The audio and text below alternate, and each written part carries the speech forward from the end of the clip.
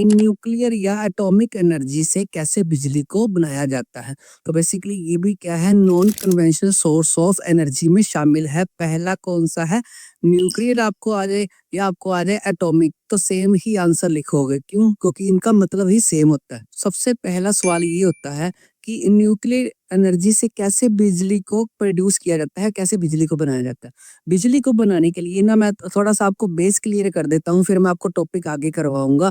Basically इस type की motor को घुमाया जाता है आगे से। जितनी ज्यादा ये आगे से घूमेगी उतनी ज्यादा पीछे से यहाँ से इलेक्ट्रिसिटी प्रोड्यूस होगी। यहाँ पर तो लाइट जग रही है, पर यहाँ पर बेसिकली क्या किया जाता है, इन्वर्टर की बैटरीज वगैरह लगाई जाती है जहाँ पर बिजली को सेव किया जाता है। तो अभी तक हमने क्या सीखा, इसको घुमाने से और पीछे से उतनी ही बिजली क्रिएट होके इन्वर्टर में सेव होती है जितनी आगे से घूमेगा।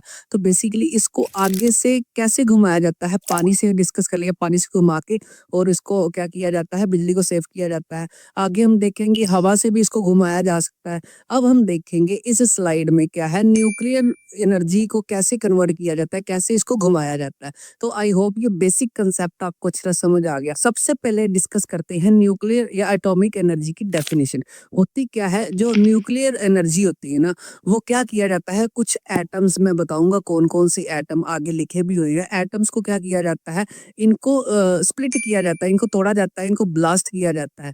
और कौन कौन से एटम्स है जहां से न्यूक्लियर फ्यूजन किया जाता है, न्यूक्लियर ब्लास्ट किया जाता है, दो है आपने याद रखनी है, uranium and thorium. Uranium and thorium दो टाइप के एटम्स हैं जिनको फोड़ा जाता है सिंपल भाषा में, और इनसे ना एनर्जी प्राप्त होती है, हीट प्राप्त होती है। लिखे ना यहाँ पर हीट निकलती है, और इस हीट को क्या किया जाता है, इलेक्ट्रिसिटी बनाने में कन्वर्ट किया जाता है, इलेक्ट्रिसिटी बनाने में यूज किया जाता है। सॉरी, डेफिनेशन को बढ़िया तरीके से समझाते हैं। हमारे घर में गैस स्टोव्स भी होते हैं जिसमें क्या होता है, एक पतीला टाइप होता है और उसमें पानी रखा होता है और नीचे से आग बल रही है। अब इसको समझो, यहाँ पर ये पतीला क्या है, न्यूक्लियर एटॉमिक जो स्टेशन होते हैं वो है।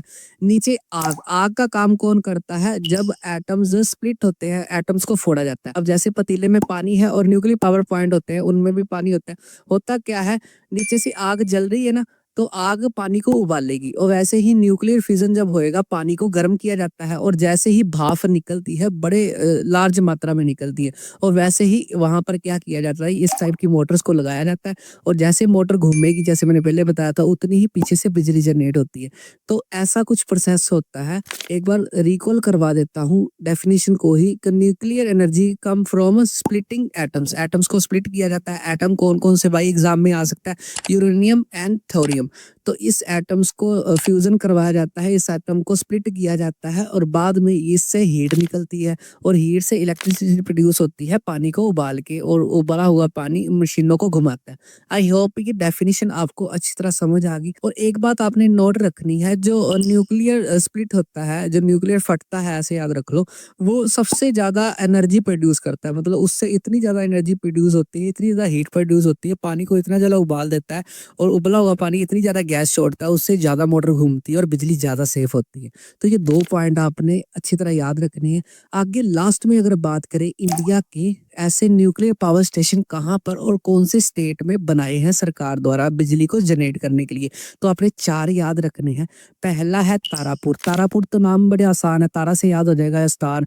तारापुर कहाँ पर है, महाराष्ट्र एंड गुजरात के बॉर्डर्स में सिचुएटेड है ये वाला, ठीक है। दूसरा है कोटा। कोटा कहाँ पर है, राजस्थान। वैसे ही कोटा बड़ा मशहूर है राजस्थान का, तो ये न्यूक्लियर स्टेशन है।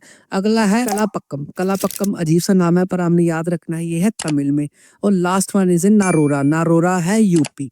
तो उत्तर प्रदेश में Narora is a nuclear power station. तो आपको ये याद रखना है। क्वेश्चन कहाँ से आता है भाई, एक तो दो पॉइंट से आ जाएगा, हाँ भी डेफिनेशन बताओ न्यूक्लियर एनर्जी से कैसे बिजली को प्रोड्यूस किया जाता है, और लास्ट से क्वेश्चन क्या पूछा जाएगा, न्यूक्लियर पावर स्टेशन कौन कौन से हैं। और अगर इन बिटवीन पूछा जाएगा तो ये पूछा जाएगा, हाँ भी महाराष्ट्र गुजरात में कौन सा है, तारापुर बताना है, ठीक है। राजस्थान में कौन सा है, कोटा बताना है।